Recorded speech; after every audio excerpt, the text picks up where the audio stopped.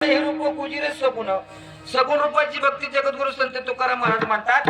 पण श्रीगुरूचा आशीर्वाद जीवनामध्ये प्राप्त झाल्यानंतर महाराज सांगतात की देवाचं दुसरं एक रूप आहे ते म्हणजे आहे निर्गुण.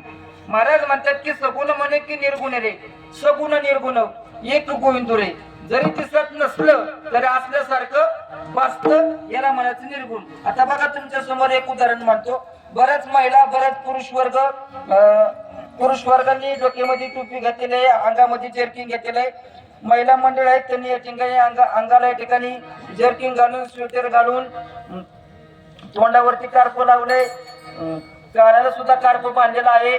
म्हणजे ही जी दिसतंय त्याचं कारण असं आहे की ज्या अर्थ तुम्ही एवढं या ठिकाणी जर्किंग घालून स्कार्फ लावून टोपी घालून आलात याचा अर्थ तुम्हाला काय वाजती? थंडी वाजती. ते तुम्हाला आता बोलता बोलता बोललो, काही गोष्टी जरी दिसत नसल्या तर ते खऱ्या मानावं लागतात. तुम्हाला थंडी वाजती, मग थंडी दिसते का? हा मग नाही का? आहे. तसं देव जरी दिसत नसला निर्गुणातला तरी देव मात्र आहे. आता माझा आवाज तुम्हाला सर्वांना ऐकायला येतोय, दिसतो का? आवाज नाही दिसत, काना मात्र येतोय. जरी दिसत नसला तरी तो आहे. तसं महाराज सांगतात तरी भगवान परमात्मा दिसत नसला तरी सुद्धा भगवान परमात्मा आहे. साधकाला तरी सुद्धा त्या परमात्म्याचा विषयी गुढी तयार होती, सशानुषंगाने गुढी तयार होती.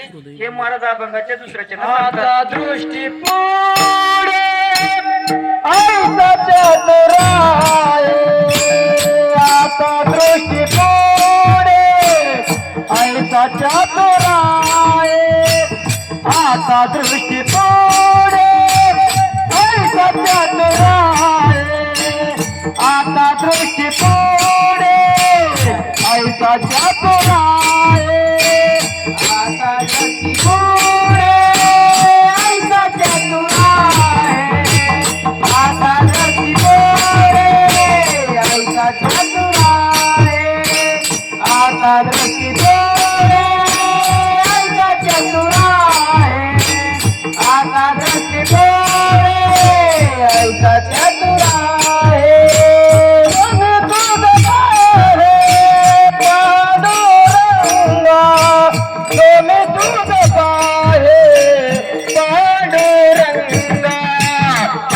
दृष्टी पुढे ऐसा चातुराय, आता दृष्टी पुढे ऐसा चातुराय, आता दृष्टी पुढे ऐसा चातुराय, आता दृष्टी पुढे ऐसा चातुराय.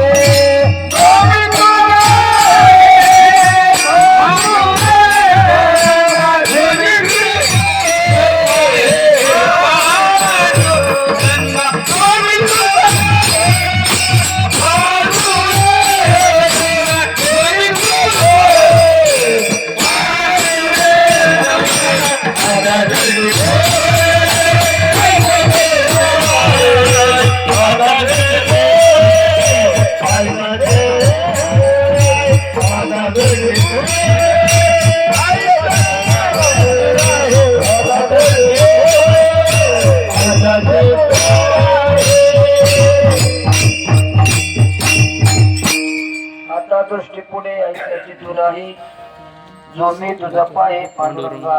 जो भगवान परमात्मा आहे तो माझ्या समोर उभा राहावं असं मला वाटतं. महाराज सांगतात की आता दृष्टी पुढे ऐसाची तू राहे जो मी तुझं पाय पांडुरंगा. पांडुरंगा जो माझ्या हृदयामध्ये आहे तोच या चुकान तो माझ्या पुढे आहे. फक्त आता इथून तो माझ्यापासून तो काय लांब जाऊ नको असं या ठिकाणी मनाला वेळ लागलेला आहे तुकाराम महाराजांच्या. महाराज अभंगाच्या तिसऱ्या चरणामध्ये सांगतात